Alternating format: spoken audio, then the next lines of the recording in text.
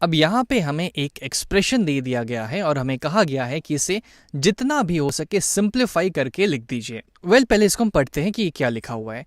3 times 5x plus 6 को हम 7x plus 2 times 4 में ऐड कर रहे हैं।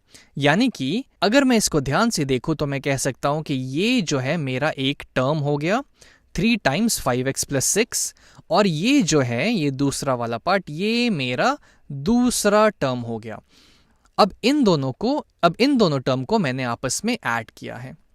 अब यहाँ पे मेरा काम है इनको सिंप्लीफाई करना, और मैं इसे देख के ये बता सकता हूँ कि यहाँ पे मुझे कुछ कुछ डिस्ट्रीब्यूटिव प्रॉपर्टी और लाइक टर्म्स को कंबाइन करना पड़ेगा, तब जाके मैं इसे सिंप्लीफाई कर पाऊंगा। तो मैं चाहूँगा सबसे पहले कि आप इस वीडियो को यहीं पे रोक दें और इसे खुद से सोचें और थोड़ा सा ट्राई करने की कोशिश करें।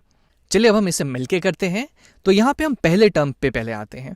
3 टाइम्स 5x प्लस 6, यानी कि हमें 3 को 5x और 6 दोनों पे डिस्ट्रीब्यूट करना है, तो वो हम कैसे करेंगे? 3 को पहले 5x से मल्टीप्लाई करेंगे और फिर 3 को हम 6 से मल्टीप्लाई करेंगे। तो ये हो जाएगा 3 times 5x plus of 3 times 6, 3 times 5x plus 3 times 6, ये हमारा पहला टर्म हो जाएगा। और इसमें हमें अब दूसरा टर्म ऐड करना है। अब दूसरा टर्म क्या है? यहाँ पे हमें 4 को 7x प्लस 2 पे डिस्ट्रीब्यूट करना है, और वो हम कैसे करेंगे? 4 को पहले 7x से मल्टीप्लाई करेंगे और फिर 4 को 2 से मल्टीप्लाई करके इनको आपस में ऐड कर देंगे। तो मेरे पास आ जाएगा 4 times 7x plus of 4 times 2। देखते हैं क्या वैल्यू आता है। तो ये हो जाएगा 3 into 5 15x plus of 3 into 6 18 plus of 4 into 7 यानी कि 28x प्लस 4 इंटू 2 यानी कि 8।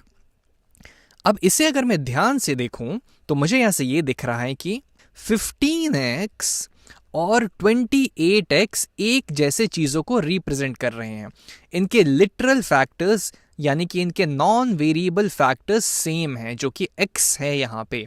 ये चीज़ों को थोड़ा मुश्किल करना हो गया। मैं बस इतना बोल रहा हूँ कि 15 टाइम्स कुछ है और ये 28 टाइम्स सेम चीज़ है, तो मैं इन दोनों को आपस में ऐड कर सकता हूँ। उसी तरीके से यहाँ पे है 18 और यहाँ पे है 8। अब ये एक जैसी चीज़ है, दोनों कांस्टेंट है और दोनों कुछ नंबर्स हैं, तो मैं इन दोनों को आपस में ऐड कर सकता हूँ। तो 15 प्लस 28 कितना होगा? 28 को मैं लिख सकता हूँ 30 माइनस 2, 15 प्लस 30 हो जाएगा 45, 45 माइनस 2 हो जाएगा 43 टाइम्स सेम थिंग यानी कि x। और इसमें मुझे 18 प्लस 8 ऐड करना है। वैसे ही मैं 8 को लिख सकता हूँ 10 माइनस 2, तो 18 प्लस 10 हो जाएगा 28 और 28 माइनस 2 हो जाएगा 26। तो यहाँ से आ जाएगा प्लस 26, यानी कि इस वाले एक्सप्रेशन को मैंने सिंप्लीफाई करके 43x प्लस 26 बना दिया और हमारा काम खत्म हो गया।